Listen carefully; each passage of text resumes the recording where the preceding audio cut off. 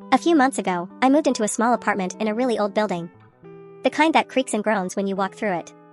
One night, around 3 a.m., I woke up to the sound of footsteps outside my bedroom door.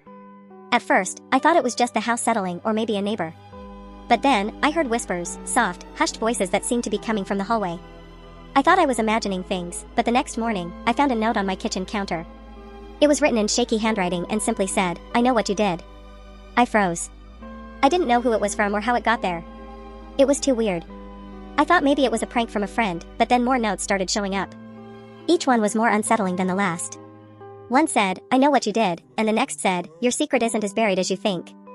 I was freaking out. The handwriting was different every time, but the messages were clear. Someone knew something about me that I'd kept hidden for years. I started thinking about my past, the things I'd done, the things I'd tried to bury. The worst part? The notes were written as if the person knew exactly what happened. Things escalated quickly. The whispers became more frequent, like someone was right there with me. One night, I sat up in bed around 2:30 a.m., heart racing. I heard the unmistakable sound of footsteps coming closer to my room, and then, I heard it clearly, "Don't forget what you did." I bolted out of bed and turned on the lights, but there was no one there. The air was heavy, cold, and I was shaking. I had to know what was going on. I researched the building's history and found something that chilled me to the bone. There had been a woman named Eleanor who lived in my apartment in the 1920s. She'd suffered a terrible loss. Her child had died in a freak accident in the building. And the date of the accident? It was the same date as the mistake I had made in my past. That's when it clicked. The ghost knew about my secret. It was trying to make me face it. I knew I had to face whatever this was. I decided to confront the spirit. I stayed up late, sat in the dark, and waited. At exactly 3 a.m., I heard the footsteps again. This time, they were inside my apartment. A shadow appeared in the corner of the room.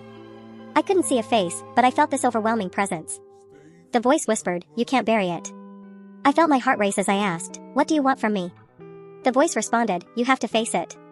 And then, just like that, she vanished. No footsteps. No whispers. The room went completely still. Since that night, everything's been quiet. I never heard from the ghost again, but I can't shake the feeling that she was trying to get me to face my past.